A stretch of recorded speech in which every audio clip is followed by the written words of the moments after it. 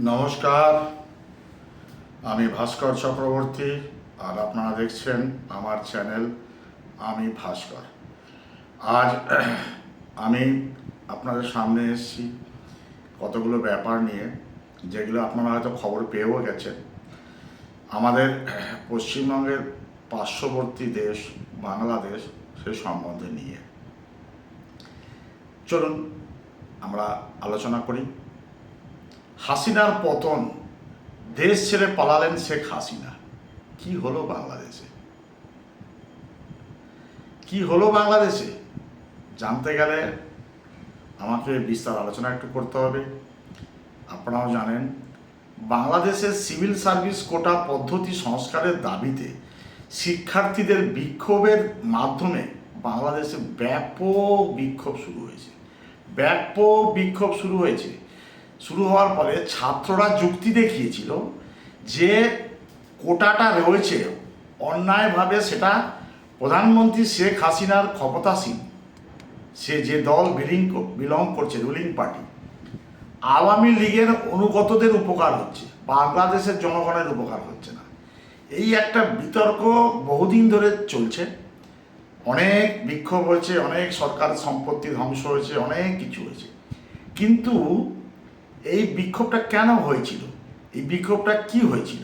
এই বিক্ষোভটা এই জন্যই হয়েছিল, এই বিক্ষোভের যে শিকড়টা আছে সেই শিকড়টা হচ্ছে পাকিস্তানের বিরুদ্ধে বাংলাদেশের 1971 সালের যে স্বাধীনতার যুদ্ধ হয়েছিল, তাদের যে প্রবীণ পরিবাররা রয়েছে তাদের সদস্যদের 30% পর্যন্ত সরকারি চাকরি সংরক্ষণ করেছিল, মানে রিজার্ভেশন করেছিল।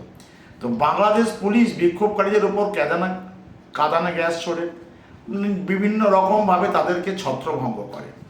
এর ফলে কি হয়েছে, কেন তৈরি হলো? লিঙ্গভিত্তিক সংহিতা, লিঙ্গভিত্তিক গণপরিবহনে হয়রানি, শিশু যত্নের সুবিধার অভাব, মাতৃত্বকালীন ছুটি মতো নিরাপদ সুবিধার অভাবের থেকে সাধারণ সমস্যা তৈরি হয়েছে।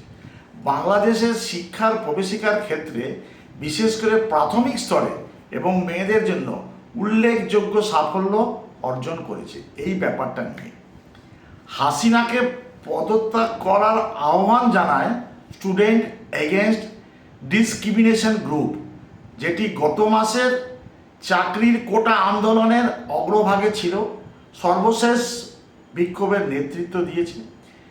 গত 21শে জুলাই তারা বাংলাদেশের সুপ্রিম কোর্টে একটা অ্যাপিল করার পর সুপ্রিম কোর্ট আদেশ দিয়েছিল শেখ হাসিনা সরকারকে যে এইটা সংরক্ষণ যে করা হচ্ছে এটা সংস্কার করা হোক। কিন্তু কে কার কথা শুনবে? আজ কি হলো, শেখ হাসিনা দেশ ছেড়ে পালালো মিলিটারির সহযোগিতায়। হাসিনার যে গণভবন আছে সে দখল হয়ে গেল, যেমন শ্রীলঙ্কায় হয়েছিল সেরকম দখল হয়ে গেল, দেশ ছেড়ে পালালো।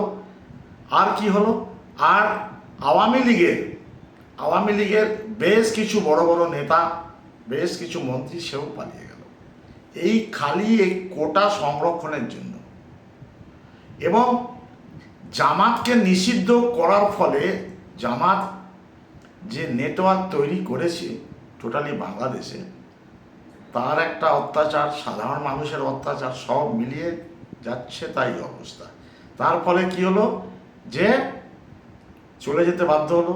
ওখানকার আর্মি চিফ যে আছেন সে 48 ঘন্টার মধ্যে সব দলের লোকের সঙ্গে বৈঠকে বসবেন, বসে ঠিক করবেন কি হবে না করা হবে।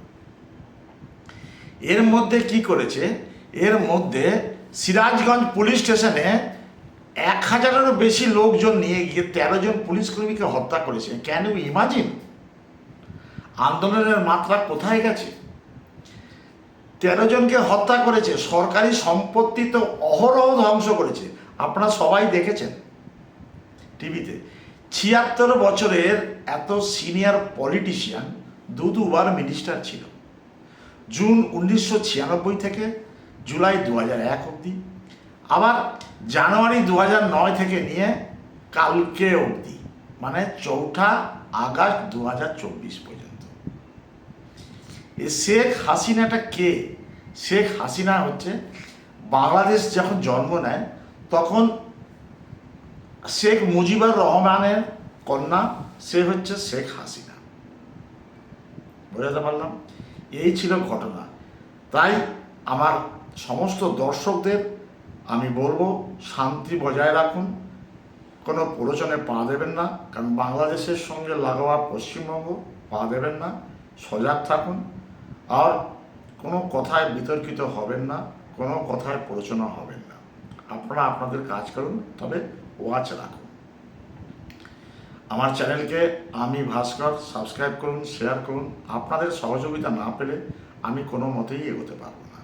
আমার বিশেষ অনুরোধ আপনাদের জন্য যে আপনারা আমার চ্যানেলটাকে সাবস্ক্রাইব করুন, শেয়ার করুন ও কমেন্টস করুন। ধন্যবাদ। আমি ভাস্কর, ধন্যবাদ।